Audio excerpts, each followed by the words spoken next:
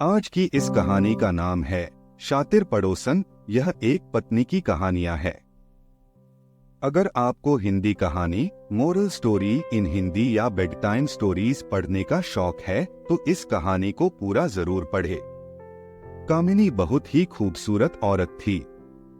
उसे अपनी खूबसूरती पर बहुत घमंड था, लेकिन उसकी शादी बहुत ही साधारण दिखने वाले आलोकनाथ से हो गई थी, जिसे वो बिल्कुल भी पसंद नहीं करती थी। आलोकनाथ दफ्तर के मार्केटिंग विभाग में क्लर्क का काम करता था। महीने के 15 दिन वो टूर पर ही रहता। तनख्वाह भी ठीक ही थी, लेकिन कामिनी की हर दिन नई नई फरमाइशों को पूरा करने के चक्कर में महीने के पहले हफ्ते ही उसकी सारी तनख्वाह खत्म हो जाती थी। एक दिन की बात है। सुबह का समय था। कामिनी बिस्तर पर लेटी हुई थी। तभी आलोकनाथ ने उसे जगाते हुए कहा, आलोकनाथ, क्या बात है कमीनी, आज बहुत देर तक सोई हुई हो। कामिनी, अरे जिसकी किस्मत ही सो गई हो वो जागकर क्या करे। आलोकनाथ, क्या बात है, आज सुबह सुबह ही ताने। कामिनी, तो क्या चाहते हैं आप? सुबह सुबह आपकी आरती उतारना शुरू कर दूं या पैर दबाऊं? आलोकनाथ समझ गया कि कामिनी को कोई चीज चाहिए, क्योंकि जब भी उसे कोई चीज चाहिए होती थी वो इसी तरह का नाटक करने लगती थी। आलोकनाथ, अरे क्या चाहिए तुम्हें, बोलो ना। कामिनी, हाँ हाँ बोल, तो ऐसे रहे हो जैसे चांद तारे लेकर आ जाओगे मेरे लिए। कितने दिनों से आपको सोने की रिंग के लिए बोल रही हूँ, लेकिन तुम तो एक कान से सुनकर दूसरे कान से निकाल देते हो। आलोकनाथ, अब जितनी हैसियत है मेरी उतना ही तो कर पाऊंगा मैं, और अभी मेरा हाथ तंग है। 2-3 महीने रुक जाओ ना, फिर दिला दूंगा मैं। कामिनी, तो फिर मुझसे पूछते क्यों हो कि क्या चाहिए? जाइए अपना काम करिए, मेरे सिर में बहुत दर्द है। आलोकनाथ क्या करता? किसी तरह कर्ज लेकर कामिनी के लिए रिंग ले आया, लेकिन कामिनी बहुत ही लालची औरत थी। उसे हमेशा कुछ नया चाहिए होता था। इस बीच कामिनी के पड़ोस में एक नया शादीशुदा जोड़ा अमन और सुप्रिया रहने के लिए आए। जब अपनी बड़ी सी कार में से अमन और सुप्रिया उतरे तो कामिनी अपनी बालकनी से उन्हें घूरते हुए सोचने लगी।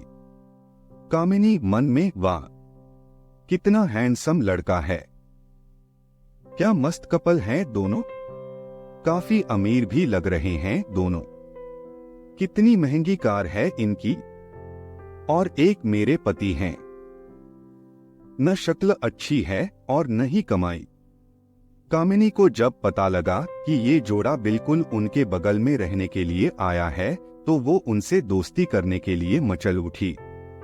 खास तौर पर अमन से उसकी दोस्ती करने की बहुत इच्छा थी। एक दिन वो उनके घर गई। उसने दरवाजा खटखटाया। दरवाजा अमन ने ही खोला। सामने से अमन को देखकर वो उस पर और भी लट्टू हो गई। कामिनी जी, वो मैं आपके पड़ोस में रहती हूँ, थोड़ी चीनी चाहिए थी मुझे। अमन जी, अभी देता हूँ। अमन, सुप्रिया। सुप्रिया, जरा कटोरी में चीनी तो ले आना। सुप्रिया चीनी लेकर आ गई। अमन ने उसे कामिनी को देने को कहा। इस बीच कामिनी की नजर अमन के घर पर थी। काफी महंगी और एंटी चीजों से सजा हुआ था उनका घर। जब सुप्रिया ने कामिनी को चीनी की कटोरी दी तो उसकी नजर सुप्रिया के गले में पहने नेकलेस पर गई। उसने अंदाजा लगाया कि ये डायमंड का ही होगा। सुप्रिया और अमन दोनों ने कामिनी को घर के अंदर आने को कहा तो उसने कहा कि फिर किसी दिन। कामिनी जब चीनी की कटोरी लेकर अपने घर गई तो आलोकनाथ की नजर उस पर गई। आलोकनाथ, अरे घर में तो इतनी सारी चीनी पड़ी है, फिर तुम पड़ोस से मांगकर क्यों ले आई? कामिनी, ये बात आपकी समझ में आ जाती तो आप अपने ऑफिस में क्लर्क नहीं होते। धीरे धीरे कामिनी अमन और सुप्रिया से दोस्ती बढ़ाने लगी। जल्द ही वो उनका विश्वास जीतने में कामयाब हो गई। कभी कभी सुप्रिया किसी काम से बाहर गई होती तो वो सुप्रिया की गैरहाजिरी में भी अमन के पास चली जाती और उससे घंटों बातें करती। अमन हंसते हुए, अरे बस करिए भाभी, आप तो हंसा हंसा कर जान ही ले लेंगी। कामिनी, अरे ऐसा मत कहिए अमन, आपकी जान हमारे लिए बहुत कीमती है। हम तो आपके लिए अपनी जान भी दे सकते हैं। एक बार बोलिए तो। अमन, ये आप क्या कह रही है? कामिनी, अरे आप तो सीरियस ही हो गए। अब आपकी भाभी को आपसे मजाक करने का भी अधिकार नहीं है क्या? इनडायरेक्टली वो अमन को कई तरह के इशारे भी करती और उसे अपने झूठे प्रेम जाल में फंसाने की कोशिश भी करती, क्योंकि उसे पता था कि अमन बहुत ही अमीर है और वो उसकी सारी ख्वाहिशों को पूरा कर सकता है।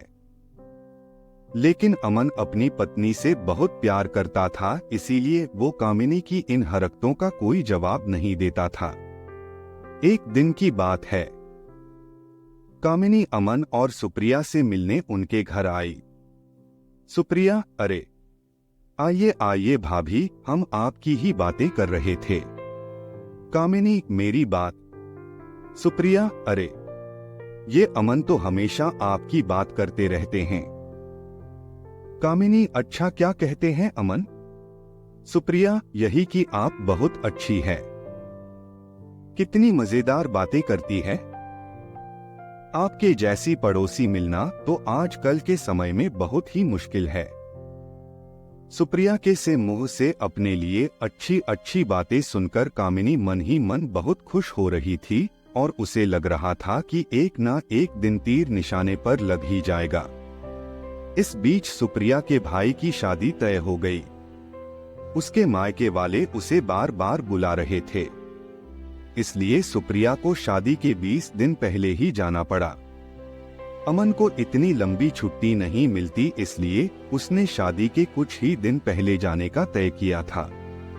इधर कामिनी को जब पता लगा कि सुप्रिया 20 दिनों के लिए अपने मायके जा रही है तो उसने मन ही मन एक प्लान बनाया।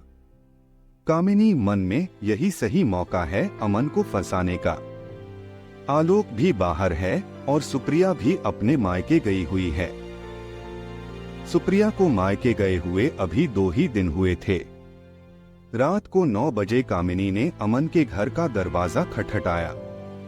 अमन ने जरा देर से दरवाजा खोला। कामिनी, क्या बात है अमन, बहुत देर कर दी दरवाजा खोलने में? अमन, अरे भाभी, वो किचन में रोटियां बना रहा था। आपको तो पता है ना, मुझे बाहर का खाना बिल्कुल पसंद नहीं है। कामिनी, अरे तो मुझे कह दिया होता, मैं बना देती। लगता है आप मुझे पराया समझते हैं। अमन, अरे नहीं नहीं भाभी, ऐसी बात नहीं है। मुझे खाना बनाना अच्छा लगता है। कामिनी, लेकिन मुझे ये अच्छा नहीं लगता कि मेरे रहते हुए आप किचन में खाना बनाएं। कामिनी भले ही अपने घर में कम ही खाना बनाती थी, लेकिन यहाँ तो उसका मकसद कुछ और था। वो किचन में गई और उसके लिए फटाफट खाना बनाने लगी। उसने ना सिर्फ खाना बनाया बल्कि अमन को खिलाया भी। अब तो कामिनी सुबह शाम उसके घर आती और उसका खाना बनाती। अमन को कामिनी का ये स्वभाव बहुत अच्छा लगा। एक दिन, अमन, कामिनी भाभी, मैं आपको क्या कहूँ, सच में आप मेरी बहुत मदद कर रही हैं। नहीं तो खाना बनाना और ऑफिस भी संभालना सच में बहुत मुश्किल काम है। एक दिन की बात है, कामिनी सुबह सुबह अमन के घर आई। अमन को लगा कि हर दिन की तरह वो खाना बनाने आई होगी, लेकिन हर दिन वो 8 बजे के बाद आती थी। लेकिन आज तो 7 ही बज रहे थे। कामिनी, अरे अमन, वो क्या है ना कि आज मेरा शॉवर खराब हो गया है। बुरा ना मानो तो मैं आज तुम्हारे बाथरूम में नहा लूं। अमन ने हामी भर दी। इधर कामिनी तो किसी और फिराक में थी।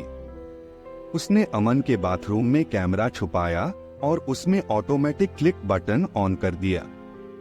थोड़ी देर बाद वह जोर से चिल्लाई। अमन डर गया कि आखिर क्या हो गया। वो भागा भागा बाथरूम के पास गया। उसे देखकर कामिनी अचानक से उससे लिपट गई और उसे जोर से पकड़ लिया। अमन को समझ नहीं आ रहा था कि आखिर हुआ क्या है। इधर कैमरा अपना काम कर रहा था। कामिनी बहुत देर तक जब उससे लिपटी रही तो अमन को भी अब अच्छा लगने लगा था, लेकिन अचानक अमन को लगा कि उससे गलती हो रही है, इसलिए उसने उसे झटके से हटाया। कामिनी ओ सॉरी अमन। वो क्या है ना कि नहाते नहाते अचानक से पता नहीं कहां से दो छिपकली बाथरूम में निकल आई। उसे देखकर ही मैं डर गई और जोर से चिल्ला पड़ी। अमन अब भी कामिनी से अपनी नजरें नहीं मिला पा रहा था। इधर कामिनी अपने प्लान में कामयाब हो गई थी। अमन के साथ उसकी सारी तस्वीरें कैमरे में कैद हो गई थी, जिसमें उन दोनों ने एक दूसरे को गले से लगा रखा था। अगले दिन वो सारी तस्वीरें अमन को लिफाफे में अपने घर के बाहर पड़ी मिली। उन तस्वीरों को देखकर उसका दिमाग झन्ना गया। तभी कामिनी वहां गई। उसके हाथ में भी एक लिफाफा था। कामिनी अमन ये देखो, किसी ने कल हमारी तस्वीरें खींच ली है। वो मुझे ब्लैकमेल कर रहा है और कह रहा है कि अगर मैं 1 लाख रुपए उसे नहीं दूंगी तो वह यह तस्वीरें मेरे पति को दिखा देगा। अमन देखो, मैं एक सीधी शादी भारतीय नारी हूं। मुझे नहीं पता कल किसने ये हरकत की है। अमन को भी कुछ समझ नहीं आ रहा था।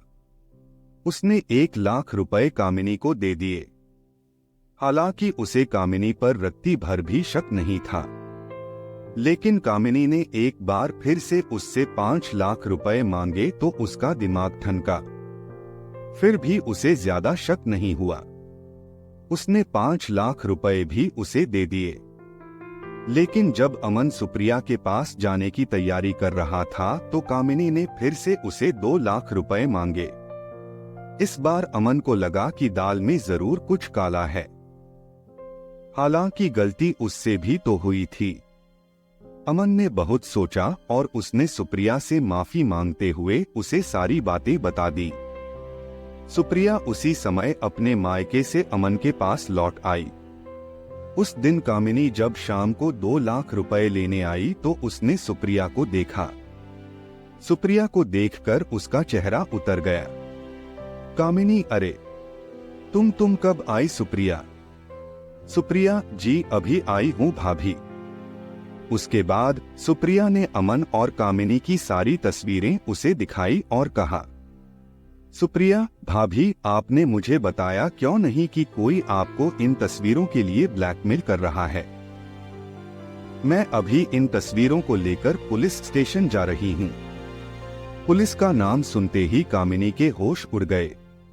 उसे अपनी पोल खुलने का डर सताने लगा।